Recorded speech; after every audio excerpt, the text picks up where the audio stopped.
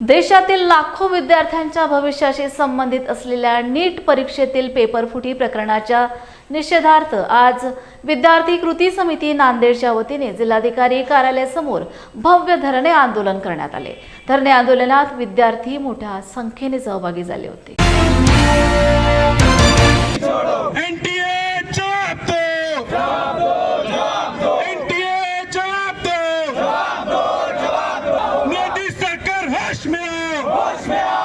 विद्यार्थी कृती समितीच्या वतीने सर्व विद्यार्थी असोसिएशनच्या वतीने आज नांदेड जिल्हाधिकारी कार्यालयासमोर विविध विद्यार्थी संघटनेतर्फे आज विविध मागण्या घेऊन धरणे आंदोलन करण्यात आलं। या धरणे आंदोलनाच्या मुख्य मागण्या अशा की जी नीट पेपर फुटी ही 2026 चीच नाही, अगोदरच्याही जे नीट पेपर फुटी झालेल्या आहेत त्या सर्व पेपर फुटीची एक SIT ची कमिटी गठीत करून त्यांनी सर्वांनी शासनाने या गोष्टीकडे गांभीर्याने लक्ष देऊन या जे दोषी आहेत त्या सर्वांवर कडक शासन करावं।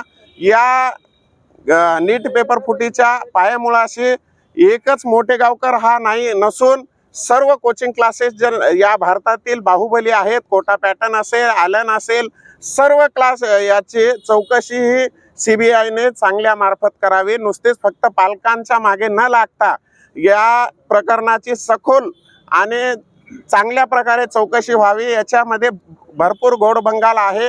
खूप याच्यामध्ये माझा तर असा आरोप आहे सत्ताधारी आणि विरोधकाची सुद्धा चांगली मोठी राजकीय मंडळीचा सुद्धा हस्तक्षेप आहे।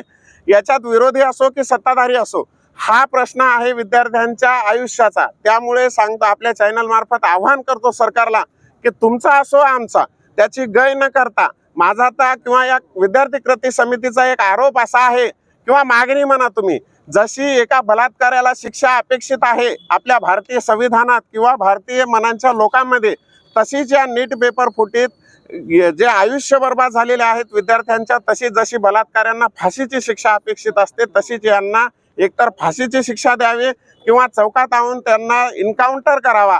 आणि हे जे मोदी सरकार आहे त्यांना एक आव्हान आहे, खरंच यांच्या अनधिकृत बांधकामावर तुम्ही बुलडोजर चालवणार का? एवढीच विद्यार्थी कृती समितीच्या मागणी आहे। आणि आपल्या चॅनल मार्फत एक नम्र आवाहन करतो पालकांना, तुम्हीही या आंदोलनातून एक शिक घ्या तुम्ही किंवा समज घ्या। यांच्यानंतर तुम्ही अशा या फावल्या कोचिंग क्लासेसच्या नादात न पडता आपल्या विद्यार्थ्यांना घरीच शिक्षण द्या। या ठिकाणी नांदेड जिल्ह्यामध्ये नीटच्या पेपर फुटी संदर्भात वेगवेगळ्या विद्यार्थी संघटनांच्या वतीने भव्य निदर्शने आंदोलन या ठिकाणी कलेक्टर ऑफिस समोर करण्यात आले।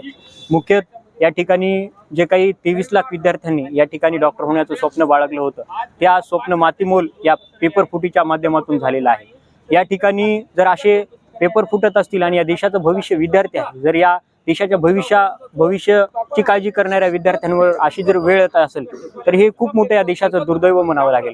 कारण या ठिकाणी नीटचाच पेपर नसून वेगवेगळ्या आरोग्य डिपार्टमेंटचे तलाठीचे देखील या ठिकाणी मागच्या बरेच काळखंडापासून या ठिकाणी पेपर फुटी झालेली आहे। सर, आज नांदेड शहरामध्ये विविध विद्यार्थी संघटनाच्या माध्यमातून एक विद्यार्थी कृती समिती म्हणून नीट जो काय पेपर लीक झालेला आहे त्याच्या विरोधामध्ये जिल्हाधिकारी कार्यालयावर निदर्शने करण्यात आलेले। आमची या माध्यमातून विनंती आहे किंवा या केंद्र सरकारला सांगणं आहे की जो काही लीक झालेला प्रकार आहे, हा लीक झालेला प्रकार हा आज झालेला नाही। 2016-15च्या नंतर अनेक वेळा देशामध्ये नीटचे पेपर लीक झालेले आहेत। हे पेपर लीक होत असताना या ठिकाणच्या सरकारमधले लोक असतील आणि या ठिकाणचे क्लासेस चालक असतील, या दोघांचे एकमेकांसोबत लागेदारी आहेत, या एकमेकांचे आर्थिक संबंध आहेत। त्यामुळे या ठिकाणचे जे काही निपक्षपातीपणे चौकशी होत नाही, CBIच्या मार्फत या सगळ्या प्रकरणाची सखोलपणे चौकशी व्हावी ही आमची या विद्यार्थी संघटनेच्या मार्फत विनंती आहे।